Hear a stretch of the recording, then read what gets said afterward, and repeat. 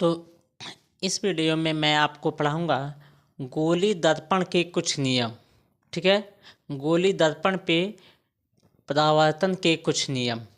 तो यह हेडिंग है, ध्यान से देखिएगा। यह जो हेडिंग है यह है गोली दर्पण के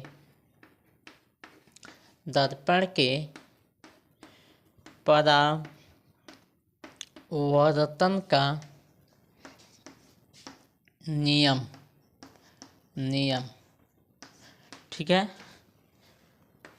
law of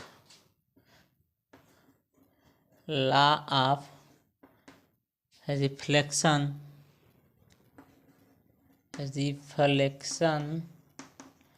of spherical mirror. ठीक है, परावर्तन के गोली दर्पण के संबंधित मतलब इसके रिलेशन में कुल कितने नियम हैं। तो इसके रिलेशन में कुल 3 नियम हैं। कितने नियम हैं? 3 नियम है, ध्यान से देखिएगा। 3 नियम है। ठीक है, पहली बात तो हम बनाते हैं एक उत्तल दर्पण यहाँ पे, एक यहाँ पर और एक यहाँ पर। 3 उत्तल दर्पण हो गया। अब कहेंगे सर ये 3 कैसे? अभी हम 3 बताएंगे कैसे है। तीनों को पॉलिश और पेंट करेंगे तब। एक अवतल यहाँ पे बनाएंगे, ठीक है, एक अवतल यहाँ पर, ये थोड़ा छोटा हो गया, और एक अवतल यहाँ पे। 3, इसके 3 ही नियम हैं और दोनों दर्पण को मिलाकर, ठीक है, दोनों दर्पण को मिलाकर ये तीनों नियम को बताना है। तो इसमें पहला नियम क्या कहता है? नियम पहला, ध्यान से देखेंगे। पहली बात तो हम पहले नियम के अनुसार पहला अवतल दर्पण बना लेंगे। यह अवतल है, ये मुख्य अक्ष वाली लाइन है, इसके अंदर पेंट कर दिए तो यह उत्तल बन गया। ठीक है, ये इसका मुख्य अक्ष वाली लाइन हो गया। जानते हैं यह कर्व इधर से, तो इसका सेंटर ऑफ कर्वेचर इधर होगा, जिधर कर्व होता है उधर होगा। इसका सेंटर ऑफ कर्वेचर इधर होगा। ठीक है, ये जो बीच वाली लाइन है कौन सी लाइन है? मुख्य अक्ष वाली लाइन।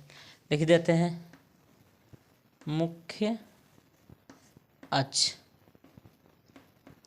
एक इधर ये मुख्य अक्ष है, इसका यह है मुख्य अक्ष। ठीक है, पहला नियम है, ध्यान से देखिए। मुख्य अक्ष के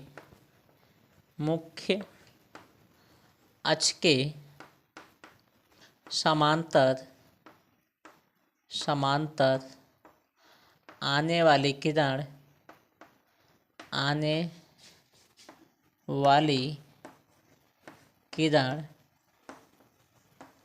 ठीक है, परावर्तन के, लिख देते हैं, परावर्तन के पश्चात मुख्य फोकस से जाती है। ध्यान से रहे, मुख्य अक्ष के समांतर आने वाली किरण परावर्तन के पश्चात कहाँ से जाती है जी? मुख्य फोकस से। ये बात है ना। हम आपको बताए थे कि इसके मध्य बिंदु को हम क्या कहते हैं? ध्रुव कहते हैं, पी। तो इसका भी मध्य बिंदु या पी होगा। अब बताए थे पी और सी के बीच में एक बिंदु होता है जिसको क्या कहते हैं? प्रिंसिपल फोकस, मुख्य फोकस। लिखते कैसे हैं? कैपिटल एफ से। इसके पीछे वाले में बताएं, पी और सी के मध्य एक बिंदु होता है, इसको मुख्य फोकस कहते हैं, लिखते हैं एफ से।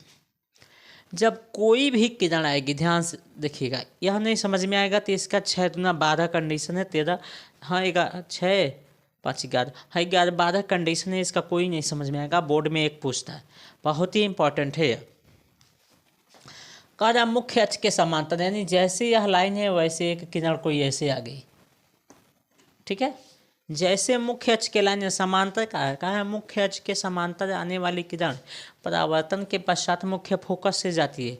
तो मुख्य अक्ष के समांतर एक किरण आई, इस पे भी एक किरण मुख्य अक्ष के समांतर है। अब ये मुख्य अक्ष के समांतर आने वाले किरण परावर्तन यानी टकराने के पश्चात कहाँ से जाएगी? मुख्य फोकस से। अब इसमें तो फोकस से जाएगी नहीं, इसमें किरण ऐसे जाएगी। ध्यान से देखिए, इसमें किरण ऐसे जाएगी और यह किरण कहाँ आभास होगी, कहाँ से जा रही है? मुख्य फोकस से। अब देखिए, इसमें वास्तव में लग रही है, जा रही है, वास्तव में लग नहीं रही है, वास्तव में ही जा रही है, ठीक ना। लेकिन इसमें लग रहा है कि इधर से यह किरण जा रही है, इसमें आभास होता है। उत्तल में क्या होता है? आभास होता है। तो उत्तल में कौन सा प्रतिबिंब बनेगा जी? आभासी। अवतल में कौन सा बनेगा जी? वास्तविक, क्योंकि वास्तव में जा रही है और वहाँ पे आभास हो रही। तो हम बताए थे जहाँ पे वास्तव में मिलेगी वहाँ पे कौन सा प्रतिबिंब होगा? वास्तविक। और जहाँ मिलती हुई प्रतीत होगी वहाँ पे क्या होगा? आभासी। तो यहाँ पे देखिए, मिलती हुई प्रतीत हो रही है ना जी, मिलती हुई प्रतीत हो रही है तो कौन सा है? आभासी। और जहाँ वास्तव में मिल रही है वहाँ कौन सा है? वास्तविक। कंडीशन नंबर पहला हो गया। दूसरा नियम है, तो दूसरा नियम भी सेम टू सेम बना देते हैं। यह अवतल हो गया, ये कौन सा हो गया? उत्तल हो गया। इसमें भी एक लाइन खींच देते हैं मुख्य अक्ष वाली, इसमें भी एक मुख्य अक्ष वाली खींच देते हैं। इसको थोड़ा ये तो कुछ छोटा बनाया जाए। ये जानते हैं पी है, ये भी जानते हैं पी है, ठीक है। यह जानते हैं सी है और यह एफ है, या सी है और यह एफ है। अब ध्यान से देखेंगे, पहला कंडीशन हो गया। दूसरा कंडीशन, अगर कोई भी किरण कहाँ से जाती है जी? सी से होके जाती है तो वह सीधा वापस लौट जाती है, उसी रास्ते पे क्या होती है? वापस लौट जाती है। तो इसमें कैसे होगी? तो यानी कोई किरण ऐसे ही आ रही है इस पर, या आभास हो रहा कि कहाँ से आ रही है? सी से। तो जैसे या आभास होगा वैसे उसी रास्ते पे क्या होगी? वापस लौट जाएगी। इस पॉइंट नंबर दूसरा का हम नियम लिखते हैं। जब कोई किरण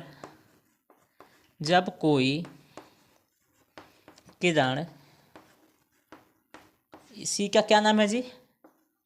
वक्रता केंद्र से आती है तो परावर्तन के पश्चात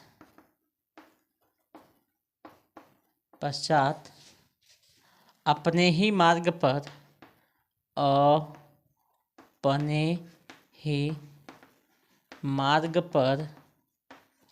वापस लौट जाती है,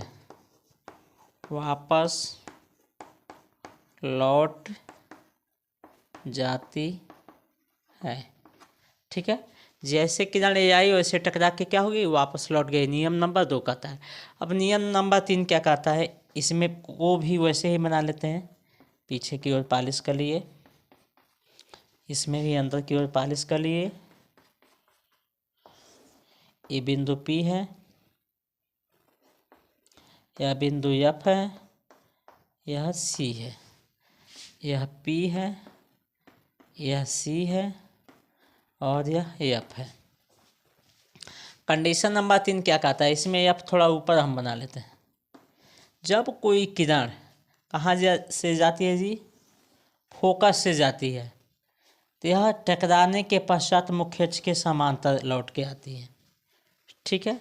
जैसे जब कोई किरण ऐसे आएगी, आभास होगा कि कहाँ से जा रही है? फोकस से। तो टकराने के पश्चात कहाँ से जाएगी? मुख्य अक्ष के समांतर होके जाएगी, ठीक है ना। मुख्य अक्ष के कहाँ से जाएगी? मुख्य अक्ष के समांतर होके जाएगी। ध्यान से देखेंगे, यहाँ पे मुख्य अक्ष के समांतर होके निकलेगी। तो लिखते हैं तीसरा पॉइंट, जब कोई किरण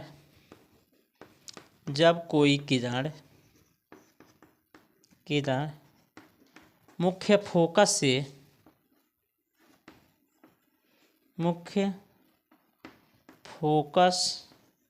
से आपतित होती है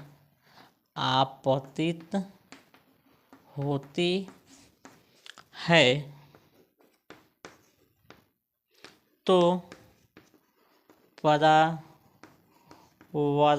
के पश्चात मुख्य अक्ष के समांतर